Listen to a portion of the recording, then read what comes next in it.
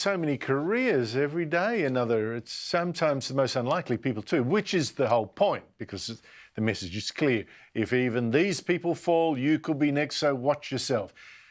Like last week, the Age newspaper, the most left-wing daily paper in the country, got rid of its editor after staff complained, among other things, that the Age still wasn't enough against racism and still not supportive enough of Black Lives Matter.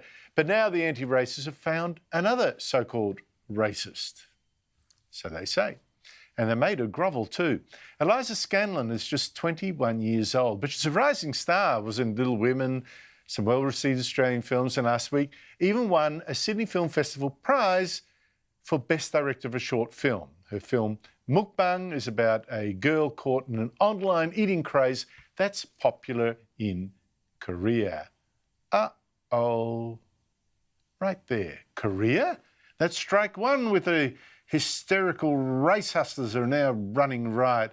Michelle Law, an ethnic Chinese actor and writer who's got lots of taxpayer-funded help from SBS, Screen Australia, and so on, said this showed how racist our film industry was because it was profoundly problematic, this film, in the way it appropriates Korean culture in order for a white girl to find herself. Well, isn't that a sin? And besides, the film had contained this drawing of a white girl choking a brown boy, and that was clearly racist. If it had been the other way around, that not, but this, yes. And, you know, how could the judges not have seen this? How could the Sydney Film Festival not have seen this? Blah, blah, blah. Normally you'd say settle down, but not now. That picture I showed you has now been edited out of the movie. Scanlon's apologised, and a producer put out a statement saying for them both, we're ashamed to have overlooked the issues with the film, and it just proves how insidious, persistent and deeply embedded systemic racism is in Australia and in us as white Australians. I haven't read a self-criticism like that since Mao Zedong made people confess or die. Joining me is Daisy Cousens, a YouTube star with her own video channel, which I recommend you check out. Daisy Cousens, is this film racist?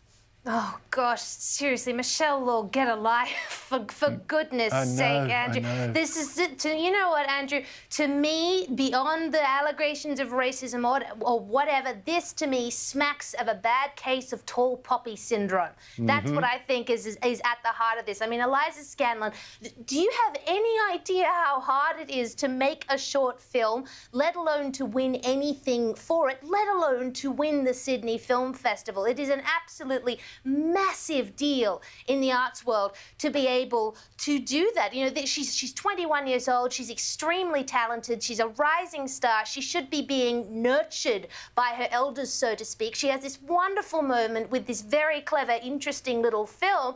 Then along come the sort of Michelle Law activist of the world, not just Michelle, but others, and completely trash the moment for her by finding some obscure little social justice gripe that nobody cares about beyond a kind of noisy minority of social media agitators, and makes her feel like a terrible person for daring to make a film about something she found interesting. I think it is an absolutely appalling case of trying to tear something down. And, you know, while we're on the subject of cultural appropriation, I mean, I don't know why Michelle Law thinks she's the one to sort of gatekeep Korean culture, but if anybody is culturally appropriating anything here, it's Michelle Law by using Korean culture to gain woke points. Well, I'd go even further. In her latest play, which I think is in Belvoir Theatre or Belvoir Street Theatre, wherever it is, the third act of it, and she is Chinese, ethnic Chinese, appropriates Japanese karaoke in the last act. Come on, not all Asians are alike, Michelle Law, or do I have to tell you that? I mean, really, stealing Japanese culture. Now, putting out a statement, the producers of this film, and Eliza Scanlon, talking in her name as well, putting out a statement saying she and the producer have a deeply embedded systemic racism in themselves as white Australians. In this whole thing, that's the only thing that sounds really racist to me. What's so racist about white Australians specifically? Well, that's the thing. You know, well, what is so racist about white Australians specifically? I mean, there are always going to be racist people, Andrew, you know, and that's the tragedy of it. There are bad people out there, and racists, I think, are obviously bad people. But, you know, that we do so much in Australia to be multicultural. We're one of the most successful, if not the most successful multicultural society on the planet. I think that is a huge achievement. We're one of the loveliest, most tolerant countries you will come to. And if people are continually telling white Australians relentlessly that they're racist when they're not, well, the problem with that is it can actually generate and inflame racial tensions. And that's what I worry about here, Andrew, with this sort of massive anti-white racist push. You know, I hate to say it, but for every action, there's always an equal and opposite reaction. And I shudder to think what the more unsavoury characters in Australian society are doing right now in reacting to this. It's a real worry. Look, that is exactly my fear as well. Donald Trump, the US president, held a rally at Tulsa on the weekend, Daisy, that's got so many of his critics so excited. He expected another sellout. He was upset when it was less than half full. He couldn't get more than 6,500 or so thousand people there. His staff then blamed negative media, bad traffic, the coronavirus scare and all that kind of stuff. But left-wing trolls are claiming credit for this. They say that a TikTok post went viral, post urging people to book seats, they were free, and simply not turn up, you know, to rob Republicans of their chance. Now, this TikTok video was from this woman. You never know. But I also think it definitely has created this huge sense of community. There's a lot of posts all over my social media of "we did it." And kids who aren't even old enough to vote in this upcoming election feel that they have had a voice and a chance to say, we don't approve of some of the things that are happening in our country, and this no-show protest was a way of making our voices heard. Well, Daisy, what do you think? Was Trump ticked off by TikTok? Look, in all seriousness, I actually think the TikTok campaign did have an effect on rally numbers. I mean, if 1 million people are sort of expressing interest in buying fake tickets and then just not showing up, I mean, of course, that's going to have a detrimental effect on the numbers, you know, and it's actually more serious, I think, than people are making out. But the thing is, the media are using this sort of, you know, low attendance at the Trump rally to spin the narrative that, oh, enthusiasm is low and his supporters are losing interest and, oh, ha-ha, etc., etc.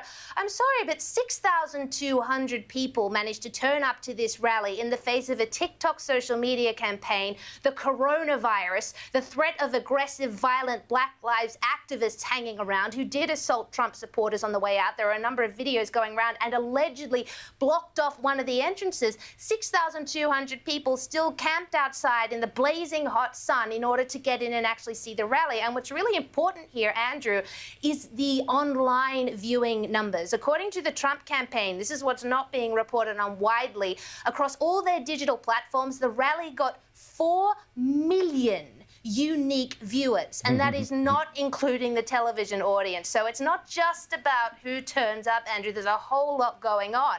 But and look, as for the TikTok incident, the reaction of the left and the Democrats to it, I think, has been quite disgusting and very, very hypocritical. I mean, this is actually quite serious. You know, if teens on TikTok, which is, you know, a foreign-owned entity, can launch this campaign there's a case to be made there for sort of election meddling. And if you look at the reaction, for example, from Alexandria Ocasio-Cortez, of course, the radical leftist Democratic congresswoman, she was cheering on these teenagers. And she said, in response to one of Trump's campaign managers, she said, actually, you just got rocked by teens on TikTok who flooded the Trump campaign with fake ticket reservations and tricked you into believing 1 million people wanted your white supremacist open mic. Oh, that word white again. Oh, I know. Enough to pack an arena during COVID. Shout out to Zoomers. Y'all make me so proud. I mean, sorry, that kind of behavior from a congresswoman encouraging this fraudulent ticket buying is just, it's that thin veil she wears of decency slipped, and you see the kind of Machiavellian,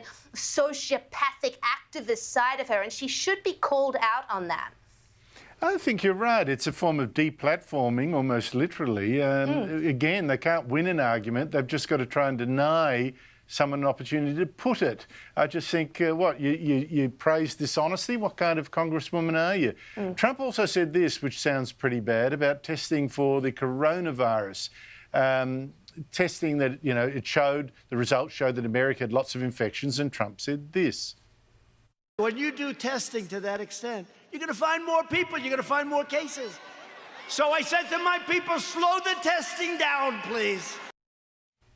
Now, that statement's been heavily criticised, Daisy. It made him look irresponsible. But the thing is, you know, Andrew, that's another thing the media is spinning, that Trump, the terrible Trump, he said we should slow down testing and all these people died. Well, he was joking. I mean, I watched that whole rally. I had a lovely morning yesterday. I started it with a cup of coffee and a Trump rally. It was absolutely marvellous. And it was part of this whole sort of joke segment he was doing, and he was using humour to demonstrate just how much testing he says America had been doing. You know, we're doing so much testing that we should stop, you know, because of all the coronavirus numbers it's turning out. But of course, activists in the media, and also Hillary Clinton, might I add, took this tiny segment, you know, 17 seconds or whatever it is, and tweeted it as if thus kind of spinning the rumour that Trump had quite literally instructed his administration to do less testing, which is an absurd premise. But people are just buying it, and this is how fake news spreads. It is a huge concern, but to anyone who didn't see the rally,